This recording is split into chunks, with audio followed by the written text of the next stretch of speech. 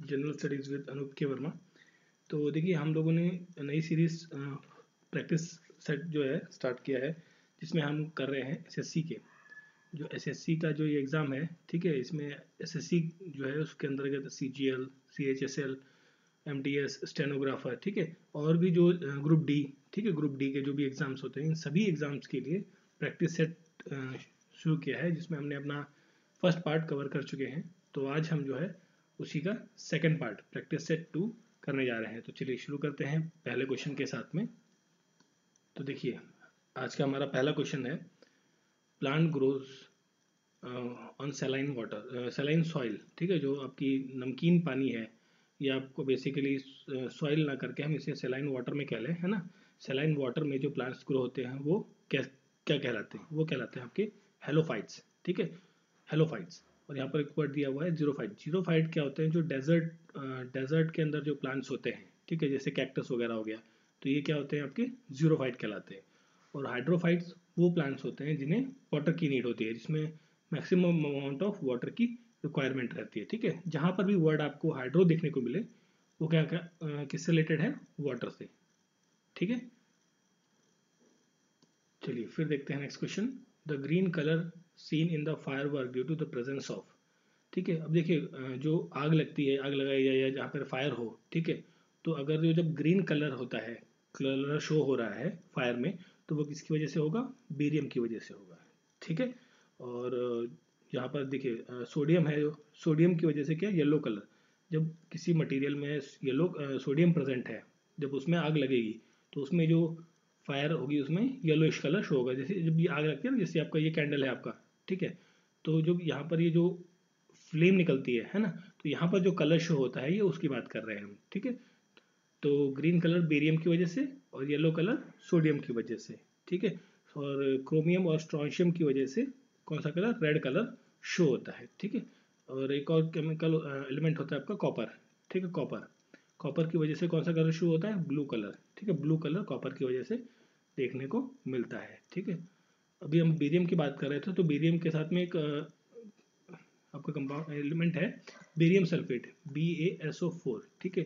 ये जो एलिमेंट है ये कहाँ यूज़ किया जाता है, ये यूज़ किया जाता है एंडोस्कोपी में, ठीक है, एंडोस्कोपी में यूज़ किया जाता है, ठीक है। जब एंडोस्कोपी करी जाती है तो बेरियम सल्फेट के जो कैप्सूल है या उसकी दवाई जो है वो पेशेंट को दी जाती है, ठीक है। तो क्वेश्चन का करेक्ट आंसर है बेरियम, ग्रीन कलर के लिए।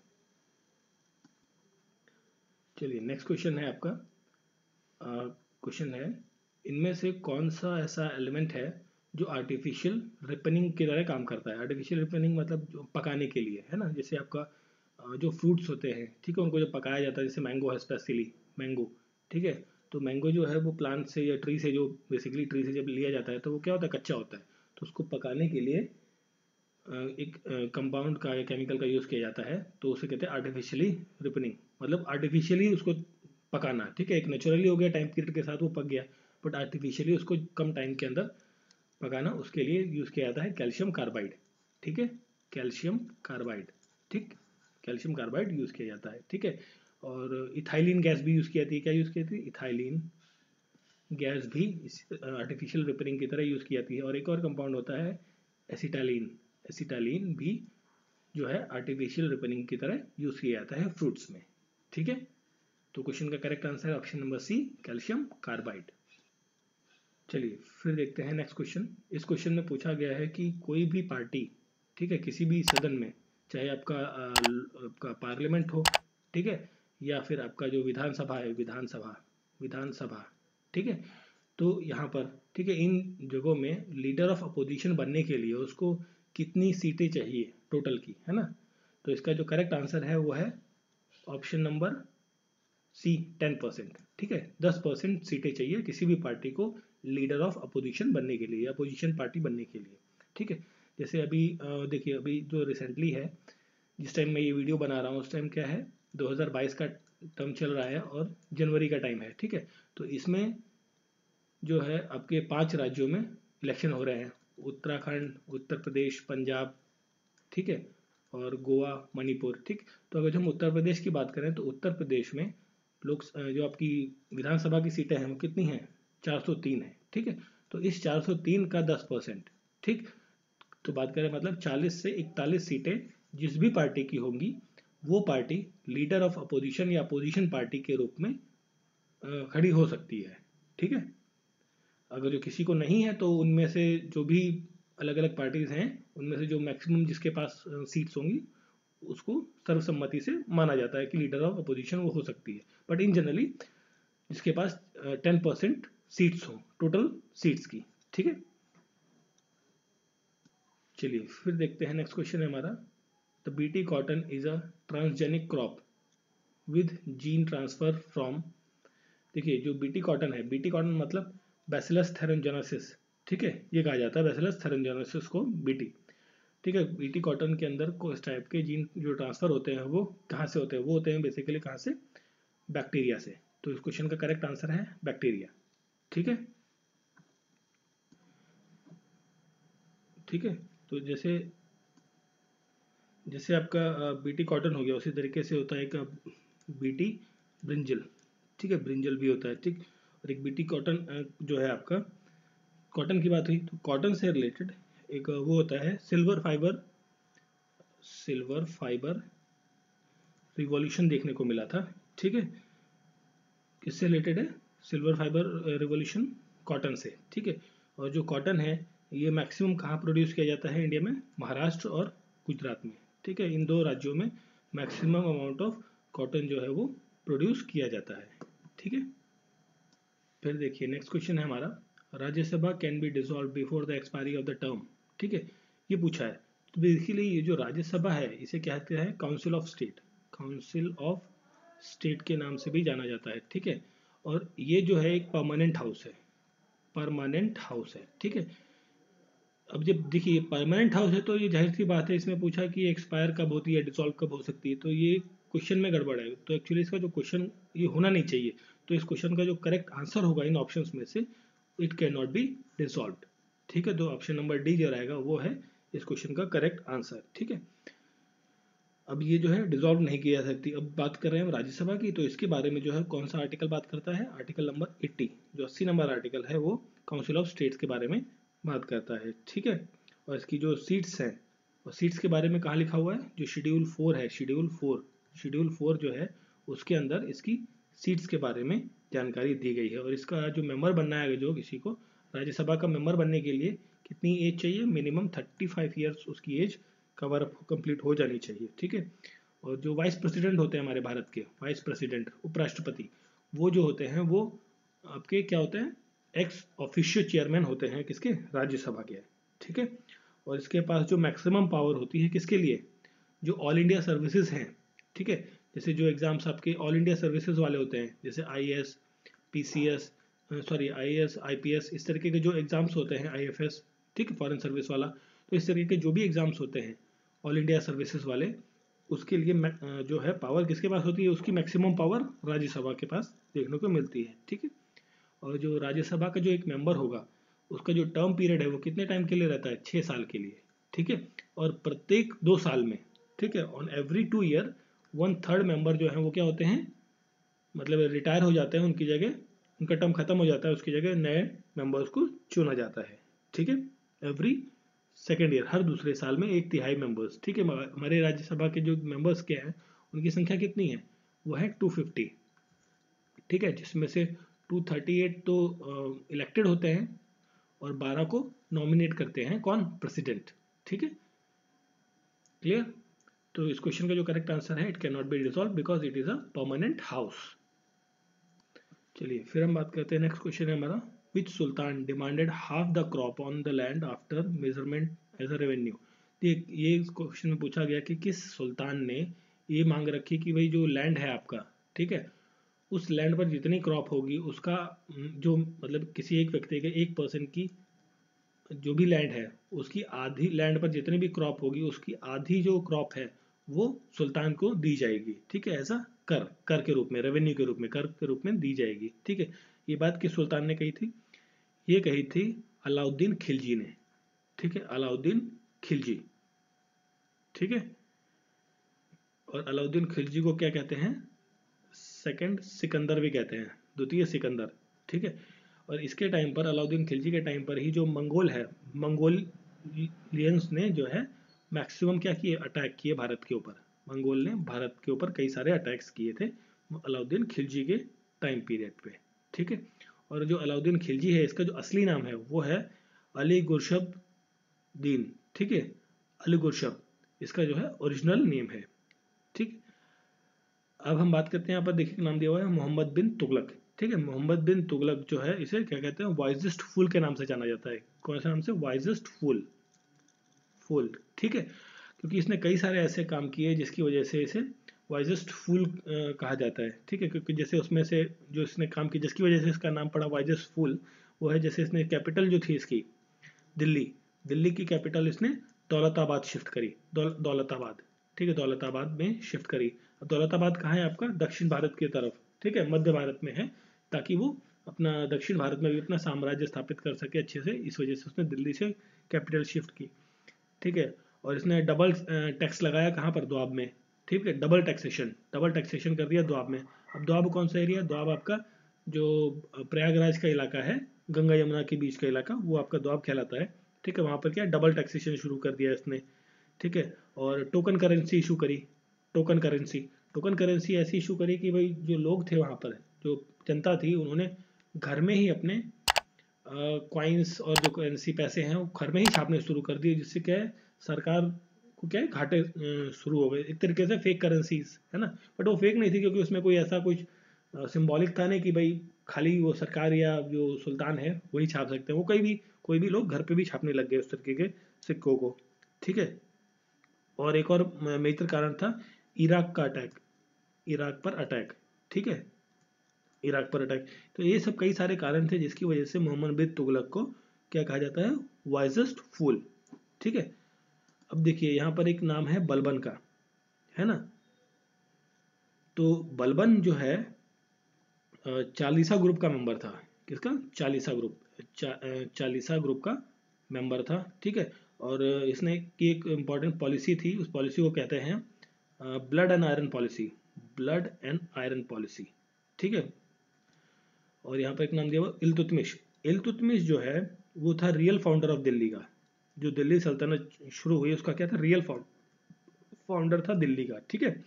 और इसे इल्तुतमिश को स्लेव ऑफ स्लेव्स भी कहा जाता है, क्योंकि ये गुलाम था, गुलामों का गुलाम भी इसे कहा जाता है। और इल्तुतमिश ने क्या चालू किया, इक्ता सिस्टम भी चालू किया, ठीक है। और जो कुतुब मीनार है दिल्ली के अंदर, उसका काम भी इल्तुतमिश ने ही पूरा करवाया था, ठीक है। और इसे शुरू किसने किया था, कुतुबुद्दीन ऐबक ने शुरू किया था कुतुब मीनार का काम, और इल्तुतमिश ने उसे खत्म कराया था। तो जो हमारा क्वेश्चन था, इस क्वेश्चन था बेसिकली कि सुल्तान ने half of the crop land मांगा एज अ टैक्स, वो था अलाउद्दीन खिलजी, ठीक है। Option number C is the correct answer. तो देखिए नेक्स्ट क्वेश्चन है, which one of the following is not a sexually transmitted disease, ठीक है। सेक्सुअली ट्रांसमिटेड डिजीज कौन सी नहीं है, तो वो है आपकी स्कर्वी। स्कर्वी जो है वो सेक्सुअली ट्रांसमिटेड डिजीज नहीं है, ठीक है। बाकी सारी जो डिजीज हैं वो सेक्सुअली ट्रांसमिटेड डिजीज हैं, ठीक है। अभी जैसे आपका स्कर्वी में होता है क्या, एक्चुअली ब्लीडिंग ऑफ गम्स होती है, आपको देखने को मिलती है, ठीक है। जो मसूड़े में खून वगैरह निकल आता है जैसे, है ना, तो वो सब चीज़ें इसमें देखने को मिलती है। और हेपेटाइटिस बी जो से क्या होता है, लिवर इन्फ्लेमेशन, जो लिवर है उसके अंदर मतलब आपको फील होगा कि भाई इसके आपको जो है गैस्ट्रिक प्रॉब्लम हो रही है, मतलब एक जलन सी फील हो रही है, जलन होती है किसमें, लिवर के अंदर, इन्फ्लेमेशन की बात करते हैं, ठीक है।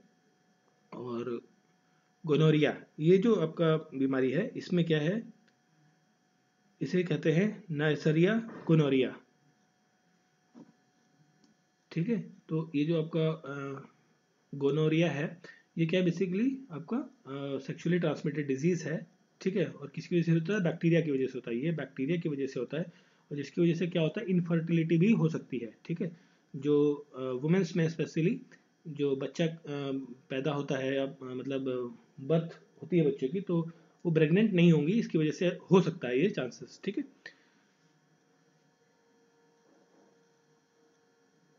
और जो ये आपका है फिलिसिस, तो इसके अंदर क्या होता है, ये बेसिकली इसमें पेनलेस शोर होता है आपका, ठीक है, पेनलेस शोर देखने को मिलता है। चलिए जो क्वेश्चन था आपका जो बीमारी नहीं है वो कौन सी है, स्कर्वी। स्कर्वी क्या है, मसूड़ों की बीमारी है। चलिए फिर देखते हैं, नेक्स्ट क्वेश्चन है हमारा, द साराबंदी मूवमेंट, जो साराबंदी मूवमेंट है जो 1922 में हुआ, वो किसके लीडरशिप में शुरू हुआ? ठीक है, साराबंदी जो मूवमेंट है ये शुरू हुआ था वल्लभ भाई पटेल के नेतृत्व में, लीडरशिप में। ठीक है, और ये कब हुआ? 1922 में शुरू हुआ। ठीक है, और ये किसके लिए था? साराभाई मूवमेंट था एक्चुअली नो टैक्सेशन कैंपेन थी, बेसिकली नो टैक्स कैंपेन। ठीक है, कैंपेन। ठीक है, जो एक्चुअली क्या है ना, ब्रिटिशर्स ने कई सारे टैक्सेस लगा रखे थे किसानों के ऊपर, तो अगर जो फसल नहीं भी हो रही है, ठीक है, क्रॉप नहीं भी हो रही है, खेती नहीं हो पा रही है, फिर भी उनको क्या टैक्स देना पड़ता था। तो उस टैक्स के खिलाफ जो है सरदार वल्लभ भाई पटेल के नेतृत्व में साराबंदी जो मूवमेंट है वो शुरू की गई 1922 के अंदर। ठीक है, अब बात आ रही है यहाँ पे सरदार वल्लभ भाई पटेल की। ठीक है, तो जो सरदार है वर्ड, ये जो सरदार वर्ड है टाइटल, तो इनको ये दिया था कहाँ पर? बारदोली सत्याग्रह हुआ था 1928 में। ठीक है, और बारदोली कहाँ है? आपका जो केवड़िया डिस्ट्रिक्ट है गुजरात में। ठीक है, वहाँ पर, और वहाँ पर जो वुमेन्स थी, लेडीज थी वहाँ पर, उन्होंने सरदार का टाइटल आपको दिया था, वल्लभ भाई पटेल को सरदार का टाइटल दिया था वहाँ की वुमेन्स ने। ठीक है, अगर जो क्वेश्चन में कई बार अगर जो वुमेन ऑप्शन नहीं आता है, तो आप ये कह सकते हो कि सरदार का टाइटल इन्हें किसने दिया? गांधी जी ने। गांधी जी ने इन्हें टाइटल दिया। ठीक है, अब बात कर रहे थे हम बारदोली सत्याग्रह की, ये हो गया। और फिर हमें एक चीज़ और सामने आई, Kevadia district. Kevadia district, Kevadia district कहाँ है आपका? ये वडोदरा और भरूच डिस्ट्रिक्ट के बीच में पड़ता है। ठीक है, नर्मदा नदी के किनारे ये डिस्ट्रिक्ट है, और यहीं पर सरदार पटेल की यूनिटी बनाई, जो यूनिटी ऑफ स्टैचू है, एक विशाल मूर्ति वो स्थापित की गई है, स्टैचू ऑफ यूनिटी, नर्मदा नदी के किनारे। अब देखिए, ये जो आपके सरदार पटेल जी हैं, ठीक है, इन्हीं को father of all India services in India भी कहा जाता है। ठीक है, जो आपके I S I P S, ठीक है, इस तरीके के जो IFS सर्विसेज होती हैं, इनके भी जनक कहा जाता है, father of all India services in India. ठीक है, और 1931 में, ठीक है, इन्होंने, ये थे क्या? प्रेसिडेंट थे 1931 के अंदर। प्रेसिडेंट थे किसके? INC के, जो इंडियन नेशनल कांग्रेस है उसके प्रेसिडेंट भी रह चुके हैं। और ये राइट फंडामेंटल राइट के जो ड्राफ्ट कमेटी थी, ठीक है, उसके भी मेंबर थे ये। ठीक है, जो फंडामेंटल राइट का जो ड्राफ्ट किया था, किसने किया था? जवाहरलाल नेहरू ने। जवाहरलाल नेहरू ने फंडामेंटल ड्राफ्ट की बात करिए, उसको ड्राफ्ट किया, और उस कमेटी के भी ये मेंबर थे। ठीक है, अभी यहाँ पर एक नाम है चित्तरंजन दास, इसे कहते हैं, इनका शॉर्ट में कहा जाता है CR दास। ठीक है, चित्तरंजन दास। तो चित्तरंजन दास जो है वो इन्होंने 1 जनवरी 1923, ठीक है, 1923 में स्वराज पार्टी की स्थापना की। ठीक है,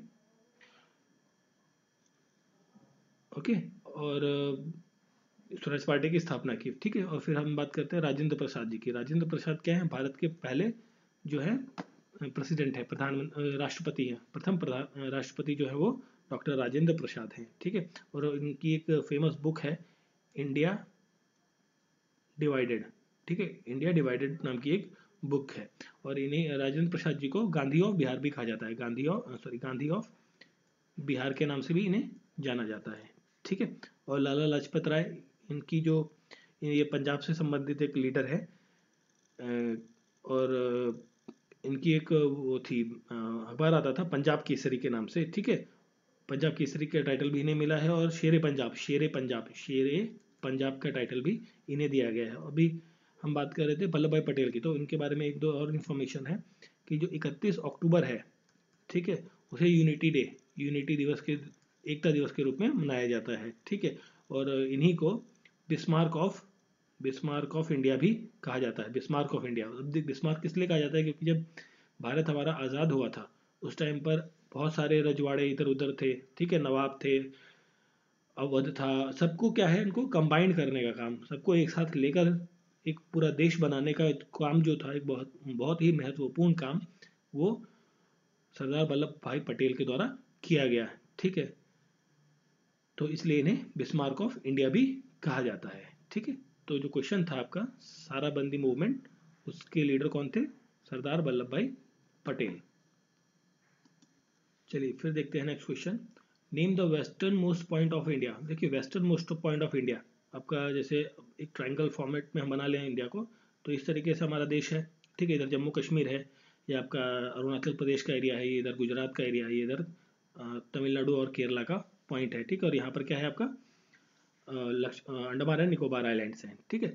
तो इसमें पूछा गया है कि कौन सा वेस्टर्न मोस्ट, मतलब ये वाला पॉइंट ये कौन सा है, ठीक है। इसे कहते हैं जो है गौहर माटा, गौहर माटा, ठीक है। गौहर माटा एक पॉइंट है जो कहाँ पर है, कच्छ में, जो गुजरात के कच्छ में है, कच्छ में ये पॉइंट है, ठीक है। गौहर माटा ये हमारा भारत का वेस्टर्न मोस्ट पॉइंट है, ठीक है। और साउथर्न मोस्ट पॉइंट भी कई बार पूछा जाता है, तो साउथर्न मोस्ट पॉइंट कौन सा है आपका, इंदिरा पॉइंट। और इंदिरा पॉइंट कहाँ है आपका, अंडमान निकोबार द्वीप समूह में देखने को मिलता है, ठीक है। अगर जो हम मेनलैंड की बात करें तब तो कन्याकुमारी है, बट पूरे इंडियन टेरिटरी की हम बात करें तो वो है आपका इंदिरा पॉइंट, ठीक है। और ईस्टर्न पॉइंट की हम बात कर रहे हैं तो ईस्टर्न पॉइंट भी देख लेते हैं, ये गौर माटा, ये ऑप्शन नंबर डी, ठीक है। तो जो ईस्टर्न पॉइंट है वो है कहाँ पे, अरुणाचल प्रदेश में। अरुणाचल प्रदेश में एक जगह है कीबी कीबीथू सॉरी कीबीथू कीबीथू कीबीथू नाम की एक जगह है अरुणाचल प्रदेश में, वो क्या है, ईस्टर्न मोस्ट पॉइंट है। अब नॉर्थ की बात करें, ये तो साउथ हो गया, ईस्ट हो गया, अब नॉर्थ की हम बात कर लेते हैं। तो नॉर्थ में एक है point Indira call, Indira call, ठीक है। और ये कहाँ पर है, सियाचिन ग्लेशियर के में देखने को ही मिलता है ये पॉइंट, ये हमारा भारत का नॉर्थर्न मोस्ट पॉइंट है, ठीक है। तो इस क्वेश्चन का करेक्ट आंसर हो गया आपका ऑप्शन नंबर डी। तो ये थे आज के हमारे जो कई सारे important questions, most important questions of set 2 under SSC, ठीक है। एसएससी के जो भी एग्जाम्स होंगे उनके लिए, ठीक है। तो अगर जो वीडियो आपको अच्छा लगा है तो प्लीज़ लाइक, सब्सक्राइब और बेल आइकन जरूर प्रेस करें, और फॉरवर्ड भी करें अपने दोस्तों को, बताएं, ठीक है, ताकि वो भी बेनिफिट आपका उठा सके, ठीक है। चलिए फिर मिलते हैं नेक्स्ट वीडियो में। Thank you for watching.